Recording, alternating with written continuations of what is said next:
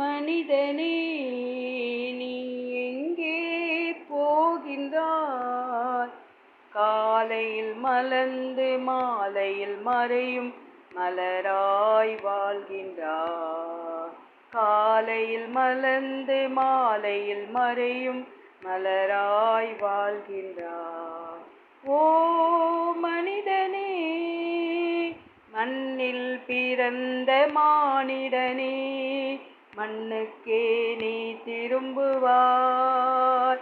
மண்ணில் பிறந்த மானிடனே, மண்ணுக்கே நீ திரும்புவாய். மரணம் உன்னை நெருங்கும் போது எங்கே நீ ஓடுவாய்? மரணத்தின் பின்னே நடப்பது என்ன என்பதை நீ அறிவாயா? மரணத்தின் பின்னே நடப்பது என்ன என்பதை நீ அறிவாயா? ஓ மனிதனே, நீ எங்கே போகிறாய்? காலையில் மலர்ந்து மாலையில் மறையும் மலராய் வாழ்கின்றாய். காலையில் மலர்ந்து மாலையில் மறையும் மலராய் வாழ்கின்றாய். ஓ மனிதனே, பாவியாய் பிறந்த மானிடனே, பாவியாய் நீ மரிக்கின்றாய். பாவியாய் பிறந்த மானிடனே, பாவியாய் நீ மரிக்கின்றாய். இயேசுவை உள்ளத்தில் ஏற்றுக்கொண்டால் நீ இன்றே மரணத்தை வென்றிடுவாய். நித்திய ஜீவனை பெற்றனை மோட்சத்தில் நிலைத்தென்றும் வாழ்ந்திடுவாயா? நித்திய ஜீவனை பெற்றனை மோட்சத்தில் நிலைத்தென்றும் வாழ்ந்திடுவாயா? ஓ மனிதனே, நீ எங்கே போகின்றாய்? காலையில் மலர்ந்து மாலையில் மறையும் மலராய் வாழ்கின்றாய். காலையில் மலர்ந்து மாலையில் மறையும் மலராய் வாழ்கின்றாய். ஓ மனிதனே, நெஞ்சத்திலே தூய்மையுண்டோ? இயேசு வருகின்றார். நொறுங்குண்ட நெஞ்சத்தையே இயேசு அழைக்கின்றார். இயேசு அழைக்கின்றார். வருந்தி சுமக்கும் பாவம் உன்னை கொடிய இருளில் சேர்க்கும். வருந்தி சுமக்கும் பாவம் உன்னை கொடிய இருளில் சேர்க்கும். செய்த பாவம் இனி போதும், அவர் பாதம் வந்து சேரும். அவர் பாதம் வந்து சேரும். நெஞ்சத்திலே தூய்மையுண்டோ? இயேசு வருகின்றார். நொறுங்குண்ட நெஞ்சத்தையே இயேசு அழைக்கின்றார். இயேசு அழைக்கின்றார். குருதி சிந்தும் நெஞ்சம் உன்னை கோர்ந்து நோக்கும் கண்கள். குருதி சிந்தும் நெஞ்சம் உன்னை கூர்ந்து நோக்கும் கண்கள். செய்த பாவம் இனி போதும், அவர் பாதம் வந்து சேரும். அவர் பாதம் வந்து சேரும். நெஞ்சத்திலே தூய்மையுண்டோ? இயேசு வருகின்றார். நொறுங்குண்ட நெஞ்சத்தை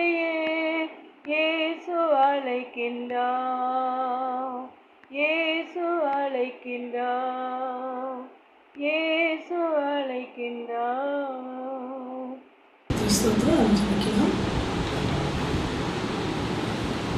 நீதிமான் நேசிதான தகப்பனே, இந்த வேலைக்காய் ஸ்தோத்திரம் மட்டுமா எங்களுக்கு இருந்தீராண்டரே.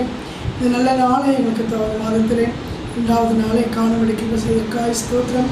இந்த வசனங்களை பார்க்கும், அதன்படி நடக்கும், அதன்படி ஜீவிக்க வாசிக்கவும் எங்களுக்கு கிருபை தருவீராக. நீர் பிரயோஜனமுள்ள பிள்ளைகளாய் காணப்பட கிருபை தாருங்கள். செய்தி கவனத்துக்கு கேட்கிற ஒரு பிள்ளைங்க ஆசீர்வதிங்க.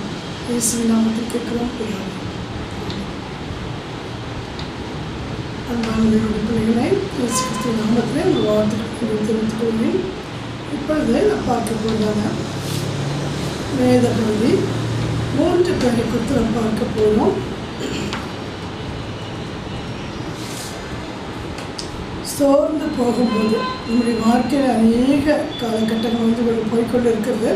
அந்த நேரங்களில் நம்ம சோர்ந்து போகும்போது ஆண்டவர் நமக்கு எப்படியாக இருக்கிறார், எப்படியாக காணப்படுகிறார், நம்மோடு கூட அவர் எப்படி இருக்கிறார், எப்படி உறவு கொள்கிறார், எப்படி நம்மளை நேசிக்கிறார் சொல்லி அநேக வசனங்கள் ஆறுதலாக சொல்லப்பட்டிருக்குது.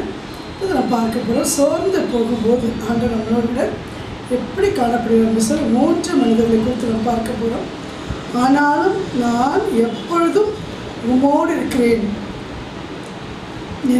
என் வலது கையை பிடித்து தாங்குகிறேன். நாம் எப்போது ஆண்டவரோடு இருந்தால் தான், எப்போது ஆண்டவரோடு நம்ம இருக்கும்போது தான் என்ன சொல்கிறார் அவர், ஆனாலும் நான் எப்பொழுதும் உம்மோடு இருக்கிறேன், என் வலது கையை பிடித்து தாங்குகிறேன். நம்ம எப்போதும் அவரோடு இருக்கணும், அவர் நம்மளை வலது கையை பிடித்து தாங்குகிறார். நம்ம எப்போதுமே அவர் கூட இல்லாமல் அடிக்கடி விலகி கொண்டிருந்தோம்னு சொன்னால் அவர் நம்ம கரங்களை பிடித்து தாங்க மாட்டார். இதை வசனத்திலே சொல்லப்படிதானே, வார்த்தைகள் முழுவதும் நீ வார்த்தையை நோக்கி கூப்பிடு, நான் எப்படி இருப்பேன்னு சொல்லுவார். நோக்கி பார்க்குற மகள் பிரகாசன் அவருக்கு நம்ம ஒன்று செய்யும்போது தான் அவர் நம்ம அவரை தேடணும், அவரை கண்டறிவோம், தட்டணும், திறக்கப்படும். இப்படியே தான் ஒவ்வொரு காரியமும் நமக்கு ஒரு வேலையை ஆண்டவர் கொடுத்துட்டு தான் நம்ம கொண்டு வந்தாது. இது ஆயிடுச்சுன்னா யாராவது வாக்குத்தத்தங்கள் சொல்லுவாங்க, அந்த வசனத்தை பிடித்து கொண்டிருக்கலாம் என்று நினைத்து கொண்டிருக்குது. யாராவது பாஸ்டர் சொல்லுவாங்க, சிஸ்டர் சொல்லுவாங்க, ஊழியக்காரங்க சொல்லுவாங்க, வாட்ஸ்அப்பில் பார்க்கலாம், மெசேஜில் பார்க்கலாம், என்ன வாக்குத்தத்தை மாஸ்டர் கொடுக்க போகிறாங்க, 1ஆம் தேதி வாக்குத்தத்தங்களை பார்த்து கொண்டிருக்கிறது இல்லை. நாம் வேத வசதியை வாசிப்போம், நம்மிடத்தில் ஆண்டவர் பேசணும். யாரோ ஒருவர் கொடுக்க வாக்குத்தத்தை வைத்துட்டு நம்ம வாழ்வது. நம்ம என்ன செய்யணுமா, ஆனாலும் நான் எப்பொழுதும் உம்மோடு இருக்கிறேன். எப்பொழுதும் ஆண்டவரோடு நம்ம இருந்தோம்னு சொன்னால் என் வலதையை பிடித்து தாங்க. நம்ம எப்போது ஆண்டவரோடு இருந்தோம்னு சொன்னால் அவர் நம்ம நினைச்சாரு நம்மளை விடுவதில்லை. அப்புறம் நம்ம பிரச்சனை வரும்போது ஆண்டவர் நம்மளை விட்டுட்டார் நம்ம அவர் எப்போதும் அவரோடு நம்ம இருக்கிறது இல்லைன்னு தான் அர்த்தம். நம்ம முக்கியமான ஆட்களை குறித்து பார்க்க போகிறோம். 1 ராஜாக்கள் 19 4 5 6 7 8 11 12 வசனங்களை வாசிக்க போகிறோம். இந்த வசனங்களை பார்க்கும்போது பார்த்தீங்கன்னா ஒரு நல்ல ஒரு தீர்க்கதரிசி, அருமையான ஒரு தேவனுடைய மனுஷன், வைராக்கியம் கொண்டவராக இருக்கார். நல்ல தீர்க்கதரிசி, அநேக அற்புதங்கள் செய்திருக்காரு. நம்ம நிறைய பார்த்துருக்கோம். அந்த 7 விதவை வீட்டில் ஒரு பிடி மாவு தான் இருந்தது. அது எனக்கு முதல் சுட்டு எடுத்துகிட்டு வான்னு சொல்கிறாரு. அந்த அம்மா, நாங்கள் சாக போகிறோம், நானே குழந்தைன்னு சொல்கிறாங்க, ஆனால் எனக்கு செய்யின்னு சொல்லும்போது செய்கிறாங்க, கீழ்ப்படி நாங்கள் கொடுக்குறாங்க. உடனே அந்த அம்மாவுக்கு எண்ணெய் மாவும் குறையவில்லை. இப்படி அநேக அற்புதங்களுடைய வாழ்க்கையில், அந்த ஊழிய வாழ்க்கையில், ஊழிய காலகட்டங்கள் அவர் செய்து கொண்டே இருக்காங்க. என்ன சார், அநேக பாகாலி தீர்க்கதரிசிகளை என்ன செஞ்சிட்டாரு, சவாலுக்கு அழைக்கிறாரு. அந்த இடத்துல அவ்வளோ வெற்றி பெறார் ஆண்டவர் நாமத்தில். அந்த இடத்துல அவரை எல்லாம் வெட்டி போட்டாருன்னு சொல்லி பார்க்கணும். அது ஆண்டவருக்காக வைராக்கியம் கொண்டு செய்தபடினால இவருடைய பிராணனுக்காக அவர் பயப்படுறார், உயிருக்காக பயந்து கொண்டிருக்கிறார், ரொம்ப பயப்படுறாருன்னு சொல்லி பார்க்குறோம். பாருங்கள் வசனம், சில வசனங்கள் மாத்திரம் நம்ம வாசிக்கலாம். 3 அவனுக்கு அது தெரிந்த போது எழுந்து தன் பிராணனை காக்க யூதாவை சேர்ந்த பெயர்சபாவுக்கு புறப்பட்டு போய் தன் வேலைக்காரனை நிறுத்தி விட்டான். அநாதத்தில் ஒரு நாள் பிரயாணம் போய் சூரிய செடியின் கீழ் உட்கார்ந்து நான் சாக வேண்டும் என்று கூறி, போதும் கர்த்தாவை, என் ஆத்மா எடுத்துக்கொள்ளும், நான் என் நாட்களை பார்க்க நல்லவன் அல்ல என்று சொல்லி சூரிய செடிகள் படுத்துக்கொண்டு நித்திரை பண்ணினான். ஒரு தூதன் அவனை தட்டி எழுப்பி எழுந்திருந்து போஜனம் பண்ணேன். இந்த இடத்துல பார்க்கும்போது அந்த இடத்துல சொல்லி காட்டுறாரு, அந்த வீடு அவனுக்காக நான் வைராக்கியம் கொண்டு வேலை செய்தேனே, வைராக்கியமாக இந்த காரியம் செய்தேனே, இதுக்கு சிலலாம் வெட்டி போட்டேனே, எனக்கு இப்பொழுது எனக்கு பிராணனுக்கு ஆபத்து வந்துச்சு, மரண பயம். இது அநேகருக்கு மரண பயம். ஐயோ, எவ்வளோ தேவனுடைய பிள்ளைங்க பரிசுத்தவங்க மறித்து போயிட்டாங்க, நமக்கு என்ன ஆகிடுமோ என்று பயம். அவனுடைய பிள்ளைங்க, அவனுடைய தீர்க்கதரிசிங்க, பெரிய பெரிய ஆளுங்க, அருமையான தேவனுடைய பிள்ளைங்க, சிறு வயது உள்ளவங்க, வயதானவங்க, பயங்கரமான வைரஸ்னால் மறுத்து போனவங்க கர்த்தருடைய ஊழியக்காரங்க இருக்கிறாங்க. ஆக்சிடெண்ட்டில் மறுத்து போனவங்க இருக்கிறாங்க. இப்போ சமூகத்தில் பார்த்து ஒரு நல்ல ஊழியக்காரங்க சிபிஎம் சேர்ந்த 2 பெரிய ஊழியக்காரங்க அவங்க ஆமூர் இடத்துக்கு வந்து ஒரு ஊழியக்காரனுடைய மரணத்துக்கு வந்துட்டு அவங்க இப்போ உடனுடைய டெத்துக்கு வந்துட்டு போகிறாங்க. அது ஆக்சிடென்ட் சொல்ல முடியாது. அந்த ஒரு டிரைவரோட கவனக்குறைவு, ஒரு சக்கரம் பஞ்சராயிருக்கு கவனிக்காதபடி அவர் வந்து அப்படின்னால 2 பேரும் மறித்து போயிட்டாங்க. அநேகரை பார்த்துக்கணும். என் நாத்தனாருடைய மருமகளோட அக்கா சின்ன பொண்ணு 36 வயசு தான், அக்கா ஒரு சின்ன வயசு தான் அவர் இறந்து போயிட்டார் இந்த ஃபீவர்னால. குடும்பத்தை துக்கத்தோடு காணப்படுறாங்க. அதுபோல் இருக்கிறவங்களுக்கு நான் சொல்லிக்கிறது என்னென்னு கேட்டாங்க, என்னுடைய வாழ்க்கையில் நடந்திருக்குது. என் கணவர் வயதானவராய் மறித்து கூட சாதாரணமாக இருக்கல. 2 வருடங்கள் பயங்கரமாக அழுதுகிட்டு என்னுடைய அண்ணா மறித்துட்டார். இப்படி அநேகர் பார்க்கும்போது அன்றைக்குள்ளே வாழ்ந்தவங்க அவனுடைய பிள்ளைங்க ஏன் மறிச்சாங்க, எதுக்கு மறிச்சாங்க, ஏன் இப்படி எல்லாம் மறிக்கணும், ஏன் வியாதி வந்து மறிக்கணும், ஏன் இப்படி மறிக்கணும் என்று நம்ம கேட்டுக்கொண்டிருக்க வேண்டிய அவசியம். அவர்கள் மறிக்கும் நேரத்தில் அவர் எப்படி இருந்தாங்க, என்ன செய்தாங்க, எதை செய்து சாதித்தாங்க, ஆண்டவருக்காக என்னத்தை சாதித்தாங்க, எதை செய்து முடித்தவங்க மறித்தாங்க, எப்படியெல்லாம் வாழ்ந்தாங்க, எப்படி ஊழியம் செஞ்சாங்க, எப்படி ஆண்டவருடைய நாமத்தை வழிபடுத்துனாங்க. அந்த மறிக்கும் நேரத்தில் அவங்களுடைய ஜீவன், அந்த ஆத்மா ஆண்டவரோடு சரியான உறவில் எப்பொழுதும் ஆண்டவர்களுக்கு அந்த வசனம் பாருங்கள். ஆனாலும் நான் எப்பொழுதும் உம்மோடு இருக்கிறேன், என் வலது கையை பிடித்து தாங்குகிறேன். எப்போது ஆண்டவரோடு இருந்தாங்க. அது மறிக்க நேரம் வரைக்கும் சாயந்தரம் 5 மணிக்கு மறிக்கிறாங்க, 4:45 வரைக்கும் ஆண்டவரோடு உறவு கொண்டு தன் நாவில் ஆண்டவர் தூத்துக்கொண்டு மற்றவர்களை தூஷிக்காமல், மற்றவர்களை குழி வெட்டி கொண்டு வேதனைப்படுத்தி கொண்டு, மற்றவர்களை அவமானப்படுத்தி கொண்டு துக்கப்படுத்தி கொண்டு இருக்காங்க. கீறி போட்டு வார்த்தைகளை வேதனைப்படுத்தி எப்பொழுதும் ஆண்டவரோடு கூட நம்ம இருக்கிறோம். மறுத்து போனவங்களாம் அப்படி தான் இருந்தாங்களாம். என்னென்ன செய்தாங்க ஆண்டவருக்காக, இப்படிலாம் வைராக்கியமாக வாழ்ந்தாங்க, ஆண்டவருக்காக என்னென்ன காரியங்களை சாதித்தாங்க. அதைத்தான் நம்ம பார்க்கணும். எப்படி மறித்தாங்க, ஃபீவரில் மறித்தாங்க, ஆக்சிடென்ட்டில் மறித்தாங்க, எப்படி மறித்தாங்க. அந்த ஆத்மா எவ்வளோ இப்போ எவ்வளோ நல்லவங்களும் அவங்க ஆண்டவருக்காக வைராக்கி கொண்டு வாழ்ந்தவங்களாக இருந்தாங்க. எவ்வளோ நல்ல தேவனுடைய பிள்ளைங்க. அந்த மரணம் எப்படி வந்ததே என்றது அவங்க ஆத்மா எவ்வளோ ஆயத்தமாக இருக்குது. ஆண்டவரோடு எப்பொழுதும் ஆண்டவரோடு இருக்கிறார். அதனால் அவருடைய கரம் அவருடைய வலது கையை பிடித்து தாங்குகிறார். அவர் தாங்கிக் கொண்டே தான் இருக்கிறார். மரணம் எப்படி வந்தாலும் என்ன, ஆண்டவரோடு அந்த பரலோக ராஜ்யத்துக்கு நம்ம ஆயத்தமாக நம்முடைய ஆத்மா ஆயத்தமாக இருந்தது இருக்கிறதா, எவ்வளோ நல்ல காரியங்கள் செய்திருக்கிறோம். அதுதான் நம்ம சிந்திக்கும். இடத்துல பார்க்கும்போது அருமையான காரியங்கள் அதற்காக செய்தார், ஓடினார், ஊழியர் செய்தார், அற்புதங்கள் செய்தார், வைராக்கி கொண்டவராக இருந்தார். இப்பொழுது என்ன செய்யாரு, பயந்துட்டு இருக்காரு. தன் ஜீவனுக்காக பயந்து கொண்டு எங்கே போயிருக்காரா, ஒரு செடி சோர்ந்து போய் நான் சாக வேண்டும், நான் மறிப்பது நல்லது என்று சொல்லி சூழச்செடிகளில் போய் என்ன செய்யாரு, படுத்துக்கொண்டு சாகத்தான் வேணும், நமக்காக இவ்வளோ செய்தனை என்று சொல்லிக் கொண்டிருக்கிறார். ஒரு வாழ்க்கையில் அநேகர் இப்படி சொல்லிக் கொண்டிருக்கிறோம்.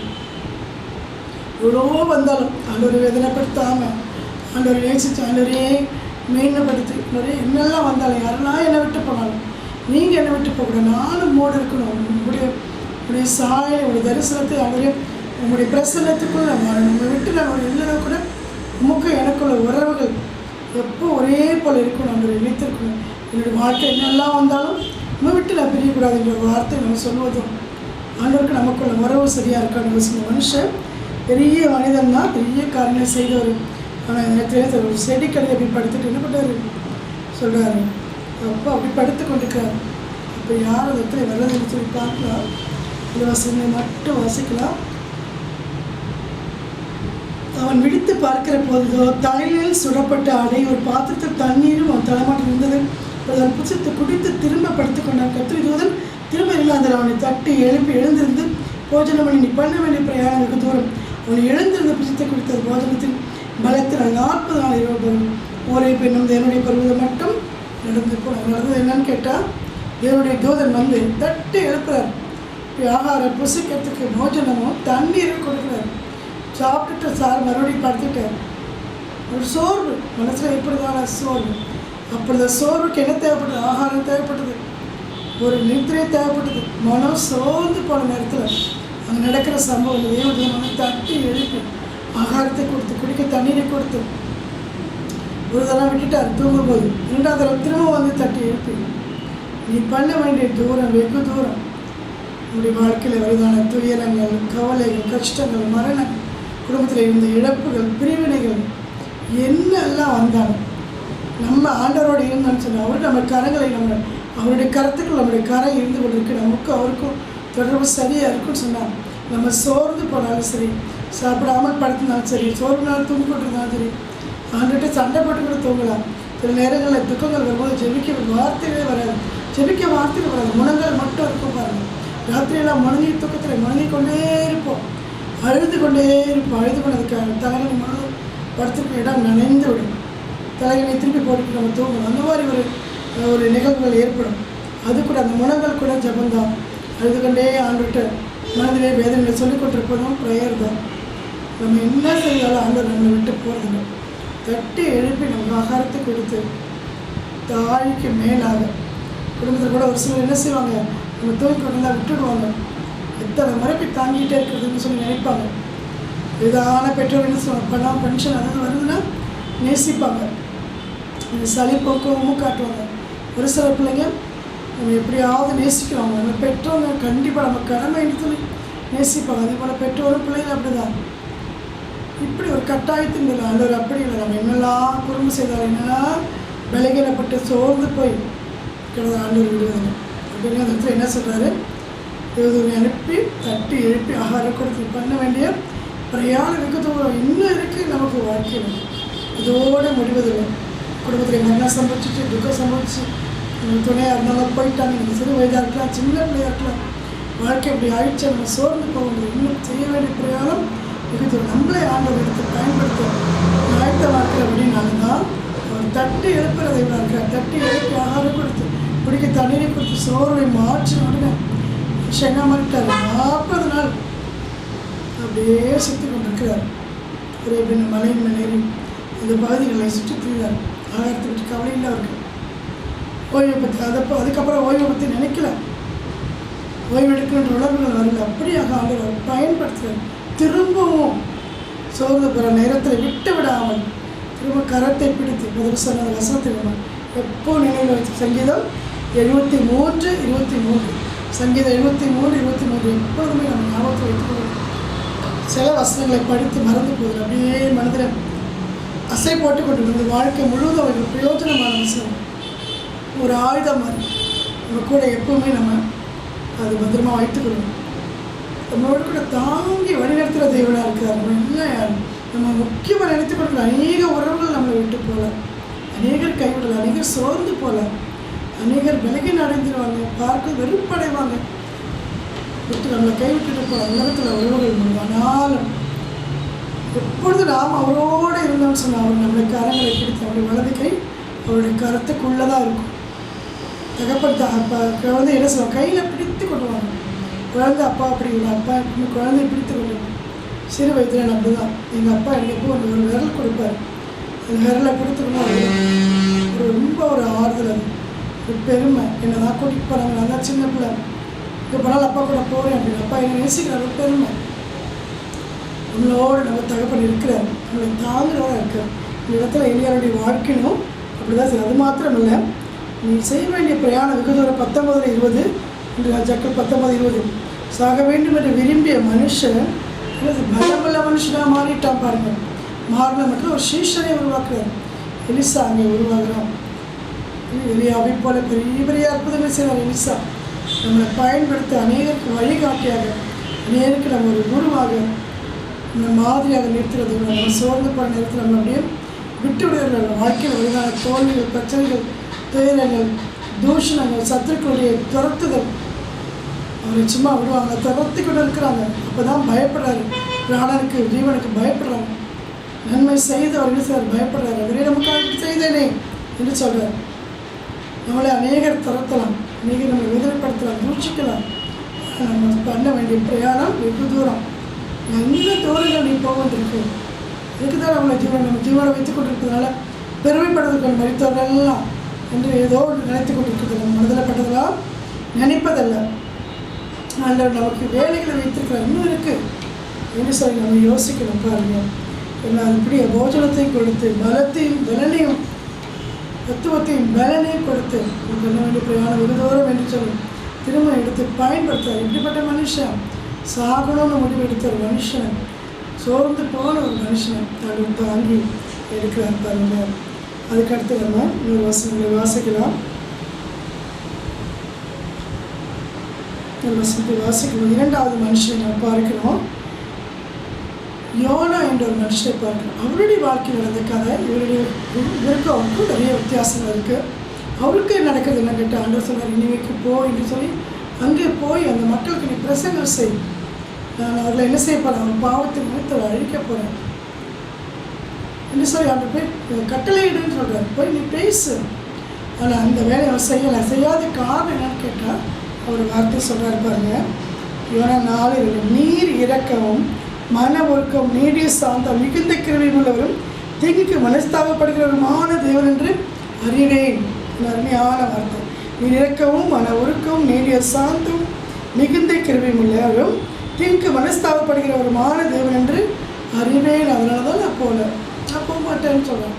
நான் போய் அங்கே போய் நீங்கள் எல்லாம் அழிஞ்சு போயிடுவீங்கன்னு சொல்லிவிடுவேன்.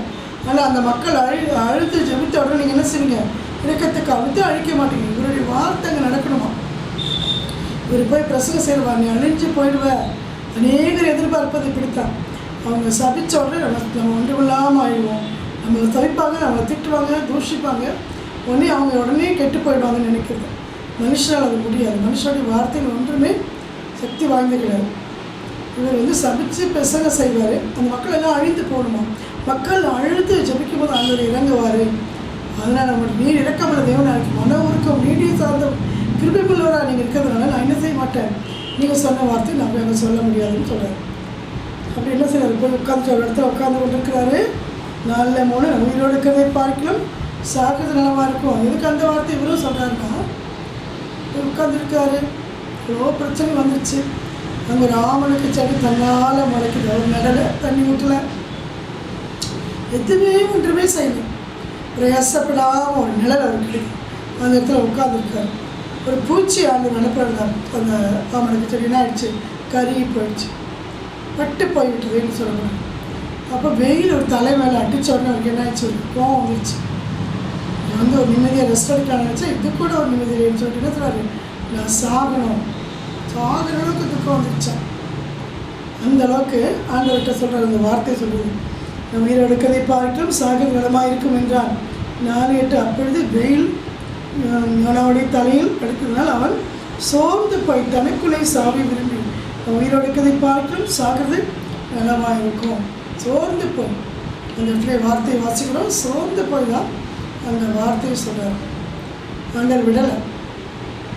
எவ்வளோ சோர்ந்து போல அவர் நேசிக்கிற ஒரு பிள்ளையை, அவர் அழைத்த ஒரு பிள்ளையை, தெரிந்து கொண்ட பிள்ளையை, தெரிந்தெடுத்த பிள்ளையை, அவர் கரம் பிடித்த அந்த பிள்ளையை சோர்ந்து போன நேரங்களில் அவரோடு இருந்த ஏதோ ஒரு காலங்களில் அவரோடு இருந்து அவரோடு ஒட்டி கொண்டு அவருக்காக சேவிச்சது அவருக்கு பிரியமாக இருந்ததுனால மீறி போன சின்ன தவறு செய்கிற விதத்தில் அவர் செய்த தேவனுக்கு பிரியமான ஒரு வைராக்கியத்தை செய்தார். இல்லையா, மனுஷனுக்கு அது விரோதமான காரியம். அவர் செய்த யாருக்கு அவர் செய்தாரோ அவருக்கு விரோதி ஆயிட்டார். ஆண்டவருக்கு பிடித்தமான ஒரு காரியம், ஆண்டவருக்கு அந்த சித்தத்தை நிறைவேற்றுகிற ஒரு காரியமாக இருந்தாலும் அவர் யாருக்கெல்லாம் செய்கிறாரோ அவங்களுக்கு விரோதி ஆயிட்டார். அநேக காரியங்கள் ஆண்டவருக்காக நம்ம செய்யும்போது மனுஷனுக்கு நம்ம விரோதிகளாக மாறிவிடுவோம், பகைவர்களாக மாறிவிடுவோம். இங்கே ஆண்டவர் சொல்கிற காரியத்தை செய்யாதனால இவருக்கு ஏற்படுறதான காரியங்கள். அப்போ இவர் இந்த வார்த்தையை சொல்கிறார், தனக்குள்ளே சாவி விரும்பி சோர்ந்து போனபடினால உயிரோடுக்கதை பார்க்கலும் சாகிறதே மேலும். அப்போது ஆண்டவர் விடலை. எங்கெல்லாம் ஓடி ஒழிந்தார் விடாமல் எடுத்துறாரு. பிடித்து இழுத்து திரும்பவும் தன்னுடைய சேவையை செய்ய வைக்கிறார். இன்றைக்கு வாழ்க்கையில் முழுவதும் அப்படி தான். அவனுடைய பிள்ளை அவர் விடவே மாட்டார். அந்த ஃபஸ்ட்டு வருஷத்தில் இருக்கும், 4 நாள் எப்பொழுதும் ஓடி இருக்கிறேன், என் வலதுகையை பிடித்து தாங்குகிறேன். எப்போது நம்ம ஆண்டவரோடு இருக்கிறாள். என்றைக்கோ ஒரு நாள் ஆண்டவருக்காக ஏதோ செய்திருப்போம், ஊழியங்களை செய்திருப்போம். அதை நினைத்து பார்க்கலாம். அந்த சந்ததியை நினைத்து பார்க்கலாம். ஒரு பிள்ளை ஆண்டவருக்காக வாழ்ந்தாச்சு, அந்த சந்ததிக்கே இறக்கவும் ஆசீர்வாதம். பிள்ளைகள் வரைக்கும் அந்த சந்ததி நினைத்து பார்க்க தேவன். ஒரு வீட்டில் ஒரு மனுஷன் இறந்து போட்டுனால அந்த குடும்பத்தை ஆண்டு விடுவதில்லை, பல்லமாய் தாங்குகிறார். 7 மடங்கு ஆசீர்வாதத்தை கொடுக்கிறார். பார்த்து கொண்டிருக்கிற வாழ்க்கையிலும் அறிவுக்கு சோர்ந்து போய் தனக்குள்ள சாவை விரும்பி உயிரோடுக்கதை பார்க்கணும் சாகிறது நல்லமாயிருக்கும் என்று சொல்கிறார். அந்த விடுவாரா? ஆண்டவர் விரும்பலையே. அந்த ஒரு குறிப்பிட்ட காரியங்களை செய்து முடிக்கும். அதே இடத்துக்கு போகிறார். அதே இடத்துக்கு போய் அதை சொல்ல மாட்டேன் பேச மாட்டேன்னு சொன்ன இடத்துல போய் பேச வைத்தார். கப்பலில் பிரயாணம் போட்டு போகிறப்ப எனக்கு காற்று அடிக்குது, யாருனாலும் சொல்லி சீட்டு போட்டு கண்டுபிடிக்கிறாங்க, வேலை பேரில் சீட்டு வந்தது, தூக்கி என்னை போட்டு விடுங்க சொல்கிற அந்த இடத்துல ஆண்டோடைய நாமத்தை மையப்படுத்துகிறார். நான் எப்ரேயன் வானத்தை போய் உண்டாக்கிற கடவுளுடைய பிள்ளை நானுன்னு சொல்கிறாரு. அவரை தூக்கி போட்டுறாங்க, மீன் அனுப்புகிறாரு. மீன் அவரை முழுங்கி 3 நாள் பிரயாணப்பட்டு இனிவேலே போய் கக்கி போய் மீன் வயிற்றுக்குள்ளே மறுநாள் போட்டு ஜெபிக்கிறது ஒரு நேரத்துக்கு கொடுக்குறாரு. இப்படி தான் நீ இருக்கணும், நீ சாக வேண்டியவனல்ல. மீன் வயிற்றுக்குள்ளே ஜெபித்தான், அறிக்கையிட்டான் குறைகளை, அதே நினைவேல போய் போக மாட்டேன்னு சொன்ன அதே இடத்துல கொண்டு விட்டு அந்த இடத்துல அதே வேலையை செய்ய வைத்தார். நீ எவ்வளோ தப்பிக்க நினைச்சாலும் ஆண்டவரை விடவே உங்களையும் விட்டவே மாட்டார். அவர் செய்யணும், நம்மளை குறித்து செய்யணும் வச்சு திட்டம் நோக்கம் நிறைவேற்றியே தருவார். அவருடைய கருத்துக்குள்ளே இருக்கிறோம். நம்மளை பிடித்திருக்காரு, எப்படியோ பிடிச்சிட்டார், விட மாட்டார். அதனால் அவர் நம்மை குறித்து செய்ய வேண்டிய காரியங்களை முழுது செய்து முடிப்பார். 3வது ஒரு மனிதரை பார்க்க போகிறோம்.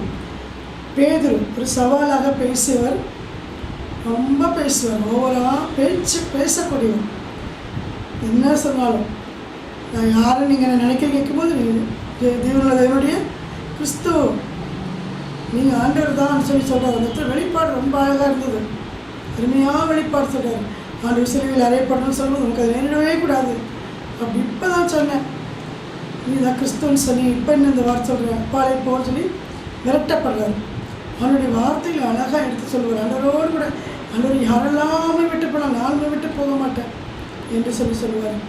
அப்படியெல்லாம் அடிக்கடி ஆண்டவர்கிட்ட அன்பை பரிமாறிக்கொண்டோம், திட்டு வாங்கிக்கொண்டோம், சோர்ந்து போய்கொண்டு இருக்கக்கூடிய ஒரு சாதாரண மனிதனாக அவர் காணப்பட்டார்.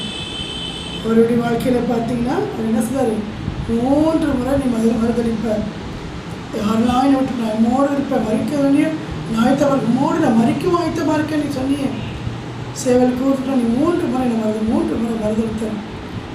அதனால் அவருக்கு பேதுருவே நோக்கி பார்த்துக்கிட்டு இருப்பார். குட்டி குட்டி குறும்புகளை செய்து ஆண்டவர் விட்டு போனால் கூட ஆண்டவர் விட மாட்டார். அப்படின்னு நோக்கம் ஒன்றுமே இல்லை. பலனற்று போன ஒரு பதவிற மனுஷனாக பேதுரு காணப்பட்டன. அவர் அந்த பதவிற மனுஷனை பார்த்து, சீமான் என்றால் மணல் என்ற அர்த்தம். அப்படிப்பட்ட ஒரு மனுஷனை பாறையாக, மணலாக இருந்த ஒரு மனுஷனை பாறையாக ஆக்குவார். உண்மையினர் சபையை கட்டுவேன், இன்னும் நான் பயன்படுத்துவேன், பயங்கரமாக எடுத்து பயன்படுத்துவார். பாருங்க, ஆண்டவர் இன்னொரு வார்த்தை சொல்கிறாரு, வீட்டிருந்த பின் அவர் செய்வான காரியம் 3 தடவை கேள்வி கேட்கிறார். 3 விதமான வித்தியாசமான ஒரே கேள்விதான், அது வித்தியாசமாக கேட்கிறார். 3 கேள்விகளை கேட்கிறார். 21 வாசிக்கிறோம். யோவான் 21, 15, 16, 17. இவர்களுக்கு அதிகமாக என்னிடத்தில் அன்பாக இருக்கிறாயா, அப்படின்னாலும் நீ என்னிடத்தில் அன்பாக இருக்க அதிகமாக அன்பாக இருக்கிறாயா ஆண்டவர் 3 டைம் கேட்குறாரு. கோர்ட்டில் பார்த்தீங்கன்னா 3 தடவை நம்ம பேரை சொல்லி அழைப்பாங்க. கருத்துக்காக போயிட்டு 3 முறை அழைப்பதை போல 3 முறை அவரது கேள்வியும் எனக்கு அன்பாக இருக்கிறதற்கு அவன் ஆமாண்டவரே என்றான். ஃபஸ்ட்டு வார்த்தை சொல்கிறது ஆமாண்டவரே. 2வது முறை சொல்கிற வார்த்தைனா நேசிக்கிறேன், அந்த வார்த்தையை ஆமாண்டவரே என்று மட்டும்தான் சொல்கிறேன். 2வது நான் நேசிக்கிறேன் அப்படின்றத சொல்கிறார். 3வது முறை சொல்கிற வார்த்தைனா துக்கப்பட்டு 3வது முறை ஆண்டவர் கேட்குறாரு, நீ நேசிக்கிறாயா, நீ நேசிக்கிறாயா, மறுபடியும் 3 முறை கேட்குறாரு. கம்மியான வார்த்தை பாருங்க, நீ என்னை என்னிடத்தில் அன்பாக இருக்கிறாயா, நீ நேசிக்கிறாயா இருக்கு. 3வது முறை கேட்டவன் அவன் மனசு துக்கப்பட்டு, ஆண்டவரே நீ எல்லாவற்றையும் அறிந்திருக்கிறேன். 3வது வார்த்தை. ஃபஸ்ட்டு வார்த்தை ஆமாம் ஆண்டவரே மட்டும் ஷார்ட்டாக சொல்கிறாரு. 2வது வார்த்தை நேசிக்கிறேன்ற வார்த்தை சொல்கிறார். 3வது வார்த்தை துக்கப்பட்டு, ஆண்டவரே எல்லாவற்றையும் அறிந்திருக்கிறேன், நான் உண்மை நேசிக்கிறேன் என்பதையும் அறிவேன். நான் மறுதளிச்சிட்டேன் அப்படின்ற காரணத்துக்காக என்னை இப்படி குத்தி கேட்குறீங்களே, என் மனசு எவ்வளோ வேதனைப்படுது. நான் நேசிக்கிறேன், அது நீங்கள் அறிந்திருக்கிறீங்க, உங்களுக்கு நன்றாய் தெரியும். 3வது வார்த்தை. அந்த 3 முறை அவர் சொல்கிற வார்த்தை, நாடுகளை மேய்ப்பாயாக. ஃபஸ்ட்டு முறை அந்த வார்த்தை சொல்கிறாரு, 2வது முறை சொல்கிறார், 3வது முறையும் அதையே கட்டுறது, நாடுகளை மேய்ப்பாக, இந்த வேலையை செய்வாங்க. அதுதான் அவருடைய நோக்கம், அவருடைய சித்தம். நம்மளை கொஞ்சம் நிறைய காரியம் செய்யும். நீ செய்ய வேண்டிய பிரயாணம் வெகு தூரம், போக மாட்டேன் என்று சொன்ன மனுஷன் யோனாவை எப்படி கொண்டு போய் அதே இடத்துல கொண்டு போய் விட்டார், பாடம் கற்பித்தார். நீ நடலை, நீ தண்ணீர் ஊற்றலை, அந்த செடி கருகி போயிடுச்சு, உன் தலைமையில் வீழ்வதை இவ்வளோ கவலைப்படுறியே, இந்த மக்களை குறித்து நான் கவலைப்பட மாட்டேன், மக்கள் அழிந்து போகணும்னு நினைக்கிறியே, இந்த மக்களை ரட்சிக்க வேண்டாமா, அவருடைய கண்ணீருக்கு நான் பதில் கொடுக்க வேண்டாமா, என்ற அந்த குற்றத்தை உணர்த்தி காண்பித்து திரும்ப போக மாட்டேன்னு சொன்ன ஊருக்கே கொண்டு போய் மீன் வயிற்றுல ட்ராவல் பண்ணுறாரு. நமக்கெல்லாம் ட்ராவல் பண்ண கூட கஷ்டமாக இருக்கும். வசதியான இடங்களை நம்ம பார்க்கணும். மீன் வயிற்றில் 3 நாள் ட்ராவல் பண்ணிவிட்டு 3ஆம் நாள் கரையில் போய் இனிமே என்னுடைய கரையிலே போய் கக்கி போட்டாச்சு.